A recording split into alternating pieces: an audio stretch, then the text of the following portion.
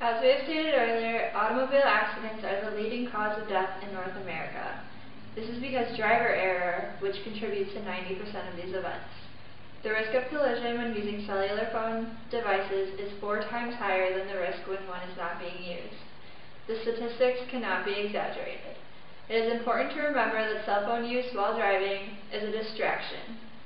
Motor vehicle collisions are the single most frequent cause of death among children and young adults, and that they account for 1 fatality every 10 minutes.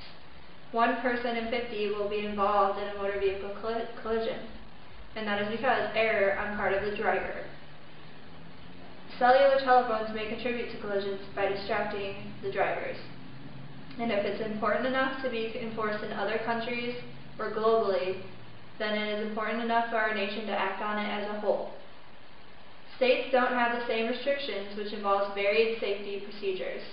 Over 36 states have crash data, while not all 36 states have legislation. That is a major 22% of our nation that don't have any legislation at all. In many states like Alabama, there is no cell phone restriction, while in most other states, it bans all drivers younger than 18 to use a cellular phone while driving. The age restriction could also be a new aspect developed in the federal legislature. It's also important to remember that a vast majority of people supported monitoring technology from the federal government to protect the general public. The facts are that cell phone use while driving is a distraction. Providing a nationwide law can decrease this distraction. Cell phones are found to have adverse effects on fatalities initially as cell phones become more readily available. After a point, some life-saving effects of cell phones overtake the life-taking effects, from Loeb, Clark, and Anderson in 2009. The effects of cell phones and other handheld technology in vehicles are not exaggerated. The study done by Loeb, Clark, and Anderson exemplify the adverse effects. The increased usage of cell phones and other technology will also increase the dangerous effects in automobiles. The main objective is to pass a federal law on handheld technology, and it is not to decrease the portability and safety benefits of these devices. It should create an effective and efficient enforcement of a dangerous distraction. There is an immense amount of research to support the benefits of handheld technology in vehicles, such as the advanced alcohol detection technology. This is one regulated technology which is extremely beneficial. Federal legislation on handheld technology would not undermine the efforts to create new technology which is extremely beneficial to drivers and the general public. As such, policies which would reduce cell phone use by drivers may be warranted. This might be accomplished through an appropriate fine structure combined with active enforcement. It has been proven that whether or not a phone is on speaker, it could be a fatal distraction. The main enforcement is by police officers who happen to physically see someone talking on their phone while driving. In order to make this an efficient policy, there needs to be a more tangible way of acknowledging the ban. This can only happen with widespread acknowledgement of a law concerning the prohibition of cell phone use while operating a motor vehicle. It was reported that navigation difficulties can lead to unsafe driving behavior such as late lane changes, although couples, both the driver and co-pilot, each rated themselves as more comfortable with technology in a study. This evidence proves many drivers aren't aware of the issue at hand. Their comfort with technology behind the wheel may ultimately be detrimental to their well-being.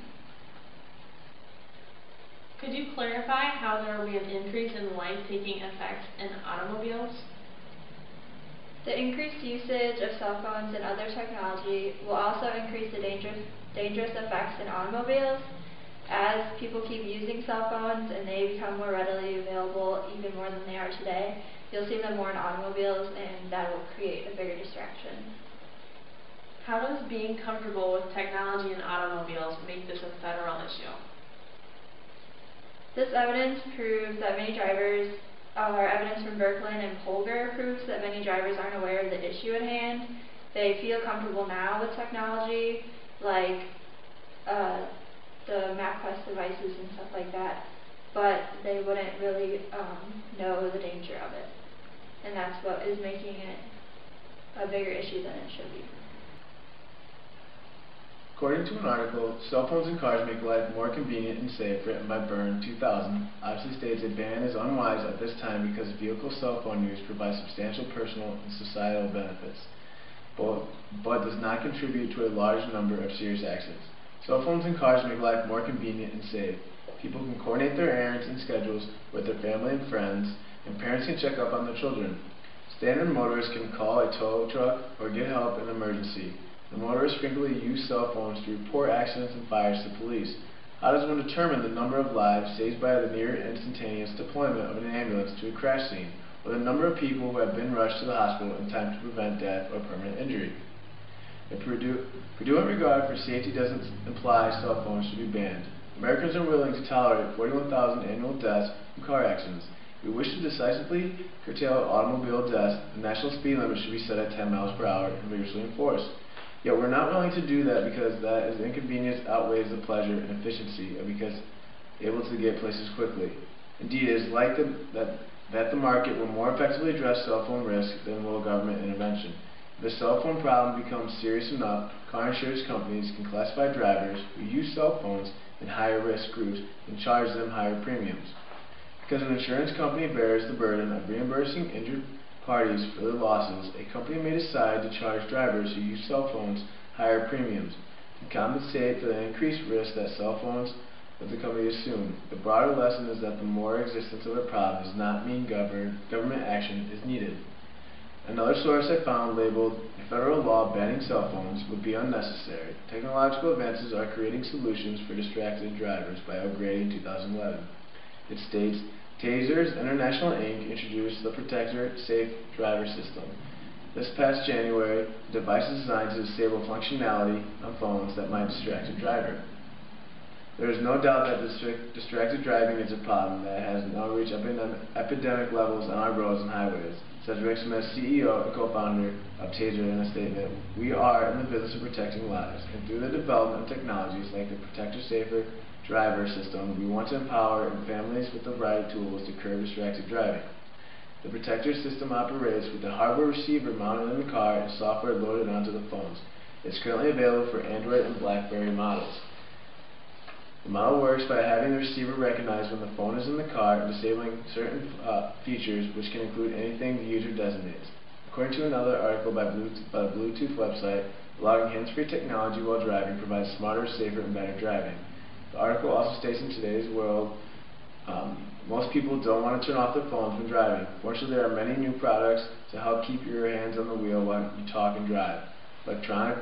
Electronic makers have released more than a dozen hands-free calling devices that clip on your car's sun visor and pair with your mobile phone.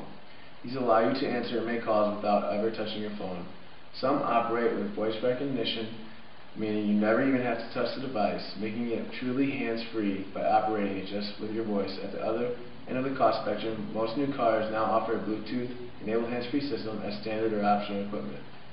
Hands-free calling systems vary widely from one car manufacturer to the next. Variables include whether the car has a flat panel display, call buttons on the steering wheel, and so on. The best hands-free system in today's new vehicles push the state-of-the-art with simple phone pairing.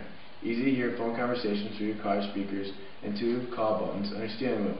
Some hands-free car systems can even import all the contacts, appointments, and other information from your phone and letting you know from your car's flat panel. Could you please explain again why the use of cell phones in cars makes life more convenient and safe? The use of cell phones in cars make life more convenient and safe because people can coordinate their errands and schedules with friends and families. Parents are able to check up on their children when they want. Stranded motorists can call tow trucks or get help in an emergency. And motorists frequently use cell phones to report accidents and fires to police. Okay. Can you tell us also what the Protector system is and how it operates? The Protector system is a device that is designed to disable functionality on phones that might distract a driver. The Protector system operates with a hardware receiver mounted in the car and software loaded onto the phones. Currently available are like Android and BlackBerry models.